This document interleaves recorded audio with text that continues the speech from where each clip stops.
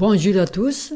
Aujourd'hui, nous allons continuer dans notre étude sur le livre de l'Apocalypse et nous allons voir le jugement de Babylone. C'est le 17e épisode, 17 sur 20, et ça concerne le chapitre 17 et 18 du livre de l'Apocalypse. Dans l'étude intitulée « Les derniers événements », nous avons étudié la bête écarlate du chapitre 17.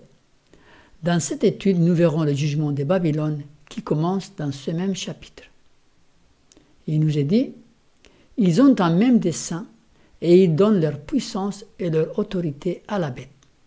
Il, ici, fait référence aux puissances politiques du monde qui soutiendront Babylone dans son effort pour exterminer le peuple de Dieu. Verset 14, ils combattront contre l'agneau et l'agneau les vaincra parce qu'il est le Seigneur des seigneurs et le roi des rois et les appelés, les élus et les fidèles qui sont avec lui les vaincront aussi. Il nous est dit, ils combattront contre l'agneau. En luttant contre les saints, ils sont en train de lutter contre Jésus lui-même, comme ce fut le cas pour Paul, qui s'acharnait contre les chrétiens. Et Jésus lui dit, « Saul, Saul, pourquoi me persécutes-tu » Il nous est dit, les vaincront aussi. La coalition terrestre ne réussira pas dans ce grand conflit. Ils seront vaincus. Puis, verset 15, il me dit, les eaux que tu as vues, sur lesquelles la prostituée est assise, ce sont des peuples, des foules, des nations et des langues. Ce verset nous fait comprendre la signification du mot « eau » dans le langage prophétique. Les eaux signifient des peuples, des foules, des nations et des langues. Puis, verset 16, les 10 cornes que tu as vues et la bête haïront la prostituée, la dépouilleront et la mettront à nu, mangeront ses chairs et la consumeront par le feu. Le jugement de Babylone commence ici, pendant la période de la 7e coupe, juste après la bataille de l'Armageddon. Les gens se rendent compte qu'ils ont été trompés par le 8e roi. Les alliés d'autrefois sont têtus. La prostituée, Babylone, est démasquée et éliminée. Puis verset 17-18, « Car Dieu a mis dans leur cœur d'exécuter son dessein et d'exécuter un même dessein et de donner leur royauté à la bête, jusqu'à ce que les paroles de Dieu soient accomplies. Et la femme que tu as vue, c'est la grande ville qui a la royauté sur les rois de la terre. » Les providences divines ne seront pas pleinement comprises qu'à la lumière de l'éternité. Soyons patients. Dieu a mis dans leur cœur d'exécuter son dessein. Dieu ne manipule pas, mais simplement laisse faire aux hommes l'histoire, mais il y a une limite, jusqu'à ce que les paroles de Dieu soient accomplies. Dieu est quand même au contrôle de l'histoire. Puis au chapitre 18, nous rentrons dans le jugement de Babylone. Mais avant que le jugement ne tombe sur Babylone, Dieu appelle ses enfants fidèles qui sont encore en Babylone à la quitter. Après cela, je vis descendre du ciel un autre ange qui avait une grande autorité et la terre fut éclairée de sa gloire. Il cria d'une voix forte, disant, « Elle est tombée, Babylone la grande. Elle est devenue une habitation des démons, un repère de tout esprit impur, un repère de tout oiseau impur et odieux, parce que toutes les nations ont bu du vin de la fureur de son impudicité, et que les rats de la terre se sont livrés avec elle à l'impudicité, et que les marchands de la terre se sont enrichis par la puissance de son luxe. Et j'ai entendu du ciel une autre voix qui disait, « Sortez du milieu d'elle, mon peuple, afin que vous ne participiez point à ses péchés, et que vous n'ayez point de part à ses fléaux. Car ces péchés se sont accumulés jusqu'au ciel, et Dieu s'est souvenu de ses iniquités. » La terre fut éclairée de sa gloire. La puissance du Saint-Esprit, la deuxième Pentecôte, ou la pluie de l'arrière-saison, produira des grands bouleversements. Il cria d'une voix forte. Cet événement est appelé le grand cri. Ceci aura lieu entre la promulgation de la marque de la bête et la fin du temps des grâces. Elle est tombée, Babylone la grande. La proclamation du message du 3e ange d'Apocalypse 14 est amplifiée ici. Dieu dénonce Babylone et appelle ses enfants à la quitter. Sortez d'au milieu d'elle, mon peuple.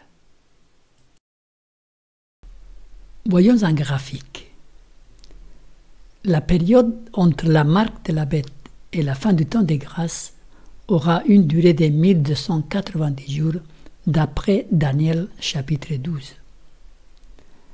Il y aura donc la marque de la bête et tout de suite il y a cette grande puissance, le grand cri. Dieu appelle ses enfants à sortir de Babylone.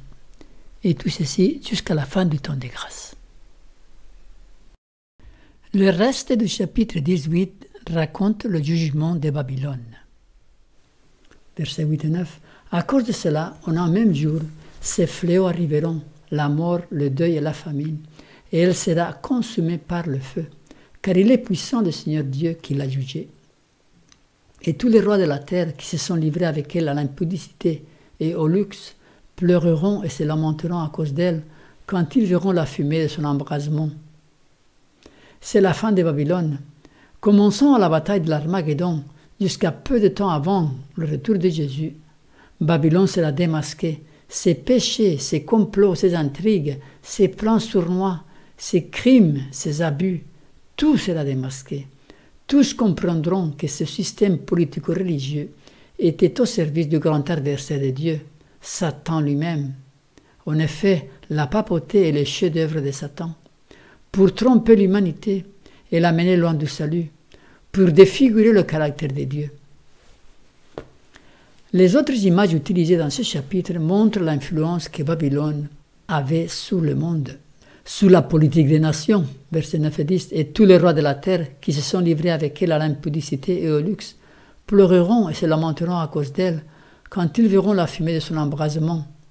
Se tenant éloignés dans la crainte de son tourment, ils diront « Malheur, malheur, la grande ville Babylone, la ville puissante, en une seule heure est venu ton jugement. » On voit que les rois de la terre pleureront.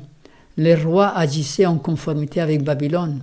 Les chefs d'État vont voir le pape de Rome régulièrement. Pourquoi? Babylone avait une influence sur le commerce, versets 11 et 12. Et les marchands de la terre pleurent et sont dans le deuil à cause d'elle parce que personne n'achète plus leur cargaison. Cargaison d'or, d'argent, de pierres précieuses, de perles, de fin lin, de pourpre. Les marchands de la terre pleurent. Babylone est impliquée dans beaucoup de trafics que l'on ignore. Et les riches, son patrimoine est immense. Verset 17. Et tous les pilotes, tous ceux qui naviguent vers ces lieux, les marins et tous ceux qui exploitent la mer se tenaient éloignés. Tous les pilotes, l'influence que Babylone a dans le monde sera révélée à ce moment-là. Nous ignorons maintenant les ramifications de ce système complexe, mais là, tout sera dévoilé. Babylone aussi, elle a une influence sur le système bancaire, car au verset 15, il nous est dit « Les marchands de ces choses qui se sont enrichis par elle se tiendront éloignés dans la crainte de son tourment. Ils pleureront et seront dans le deuil. » Babylone investit en bourse, fait des placements. Elle permet à certaines personnes de s'enrichir. Verset 23. « Tes marchands étaient les grands de la terre, parce que toutes les nations ont été séduites par tes enchantements. » Les grands de la terre, les dirigeants du monde, agissent tous en connivence avec Babylone. La chute de Babylone provoque de la joie dans le ciel, car Babylone incarne la révolte contre Dieu. Ciel, réjouis-toi sur elle, et vous les saints, les apôtres et les prophètes, réjouissez-vous aussi, car Dieu vous a fait justice en la jugeant. Le règne final de cette entité appelée la Grande Babylone, ou la Grande Ville, ou la Grande Prostituée, ou le 8e roi, ou la bête qui était, est d'une heure très courte, ainsi que sa destruction. Sur le plan prophétique, 1 heure c'est 15 jours. Les 10 cornes que tu as vues sont 10 rois qui n'ont pas encore reçu du royaume, mais qui reçoivent autorité comme roi pendant 1 heure avec la bête.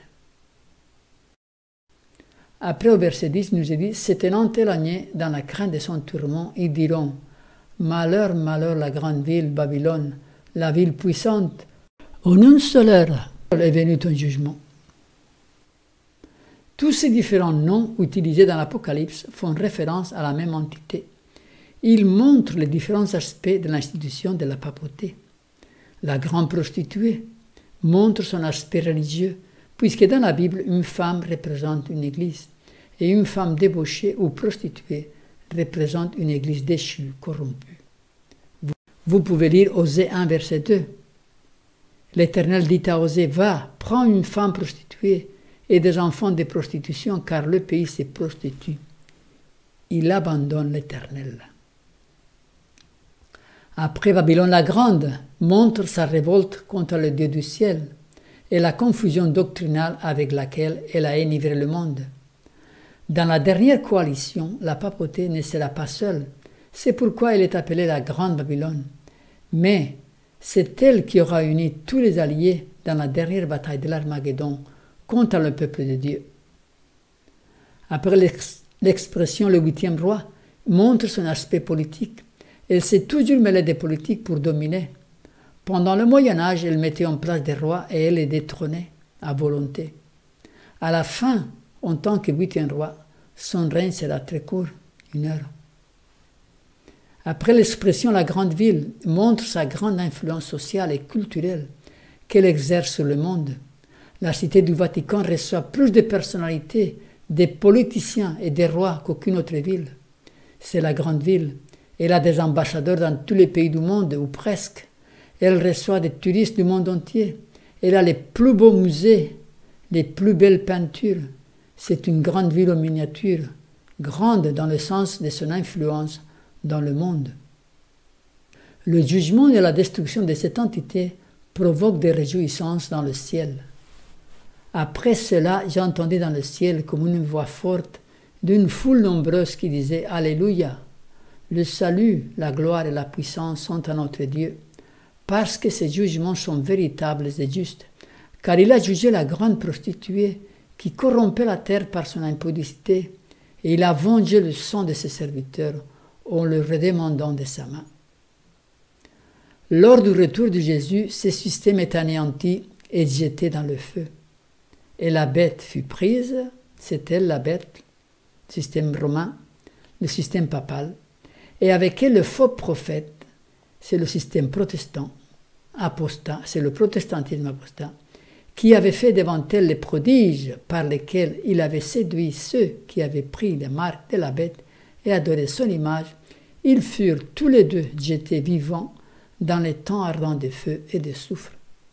Ce sera dans ce même feu, qui représente la destruction éternelle, que Satan sera aussi jeté après le millénium.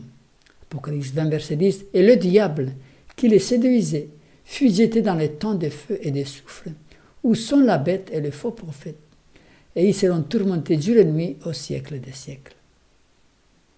Ça veut dire que plus jamais ils vont s'élever pour détruire et pour faire du mal dans toute la création divine. Ils seront anéantis pour toujours.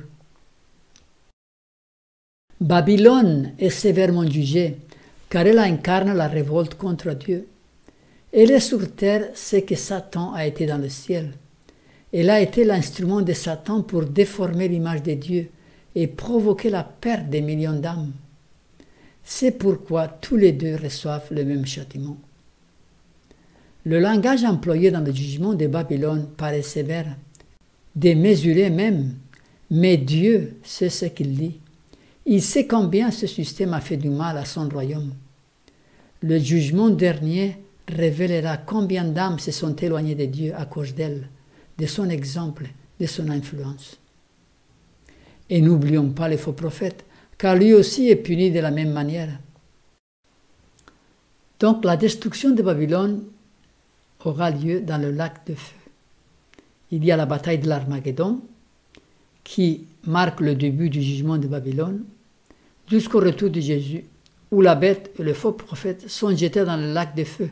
Donc il y a un lac de feu avant et après le millénium. Après, il y a donc pendant tous ces deux feux, pendant ces deux lacs de feu, il y a le millénium, où les réprouvés seront jugés, où chacun comparaîtra devant le tribunal de Dieu, personnellement, car chacun devra comprendre le pourquoi de son sort éternel.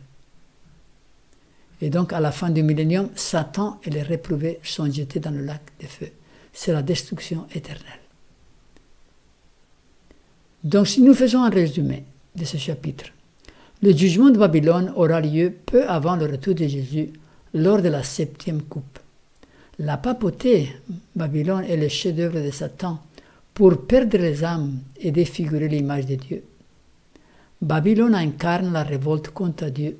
Depuis le livre de la Genèse jusqu'à l'Apocalypse, c'est pourquoi le langage employé en la décrivant est si sévère.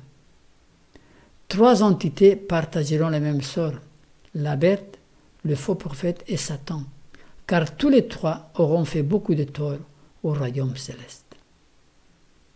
Je vous donne rendez-vous pour une prochaine fois où nous continuerons l'étude du livre de l'Apocalypse. Nous étudierons le chapitre 19 où le retour de Jésus nous est présenté. Jusqu'à là, portez-vous bien et que le Seigneur vous bénisse. Amen.